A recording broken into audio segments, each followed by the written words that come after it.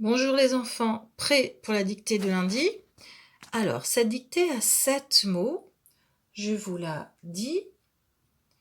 Tu joueras au yo-yo pendant ton voyage.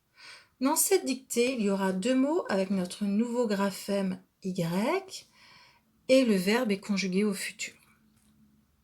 Nous commençons. Tu joueras.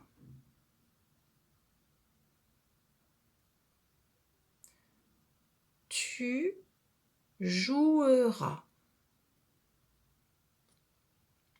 Au yo-yo.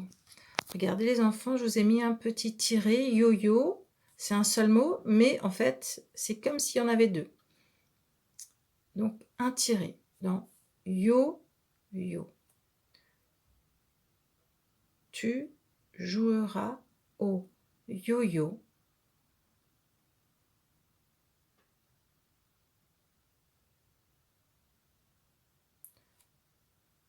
pendant ton voyage.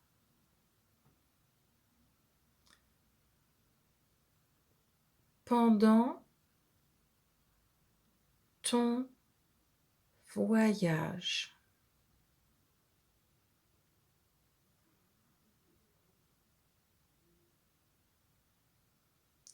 Pensez à ce qu'on met à la fin de la phrase.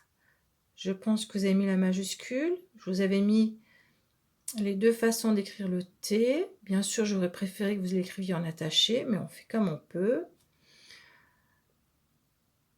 Je vous la relis. Tu joueras au yo-yo pendant ton voyage. Vérifiez que vous avez bien les 7 mots avec le mot yo-yo qui a un tiret. Je vous la relis une dernière fois. Tu joueras au yo-yo pendant ton voyage. Fin de la phrase. Alors, on va regarder comment au futur s'écrivait le verbe jouer pour la terminaison. Donc, tu joueras, c'est ici. Il fallait penser à mettre AS. Terminaison des verbes, de tous les verbes en ER au futur. Alors, il y avait également 2 mots qui comportaient le graphème Y. Donc, dans yo-yo et dans voyage. On sait que le graphème Y peut chanter I, comme dans pyjama, ou Y, comme dans yo-yo voyage. Donc, le mot yo-yo s'écrivait ici, et voyage ici. On corrige maintenant l'ensemble de la dictée. Voilà, je vous laisse un peu de temps pour vérifier chacun des mots. Vous pouvez mettre sur pause s'il vous faut beaucoup de temps, s'il y avait des difficultés.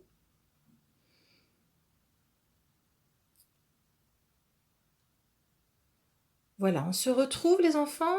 Vous préparez donc votre règle, puisque je vous demandais de souligner le verbe et d'encadrer le sujet de la phrase.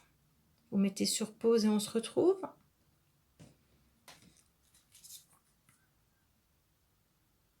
Et voilà, on passe au corrigé. Donc, le sujet, c'était le pronom personnel tu. Et le verbe, c'était le verbe jouera. À l'infinitif, c'est le verbe jouer.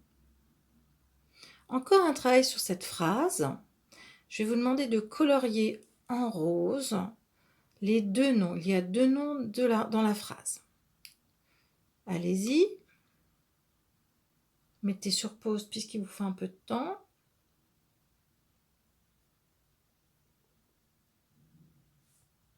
On se retrouve. Alors, il y avait 2 noms dans la phrase. Oups. Voilà. Il y avait un nom d'objet, yo-yo.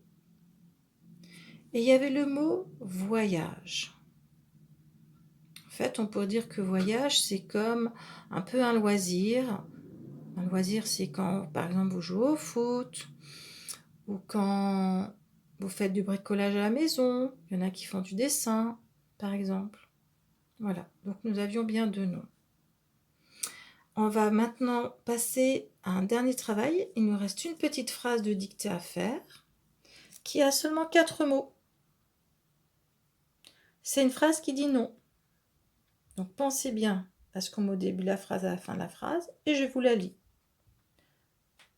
Tu ne joueras pas.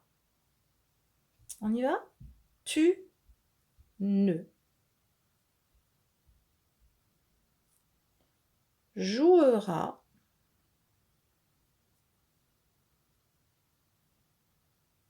pas. Fin de la phrase. Tu ne joueras pas.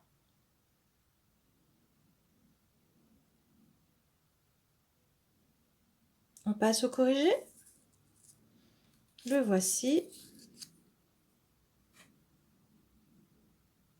Je pense que vous aviez réussi parce qu'il y avait déjà le mot tu et le mot jouera pas et qu'on a rajouté 2 autres petits mots. Vous vous en doutez, je vais vous demander de faire les lunettes des phrases négatives, des phrases qui disent non, qui disent non. Allez-y.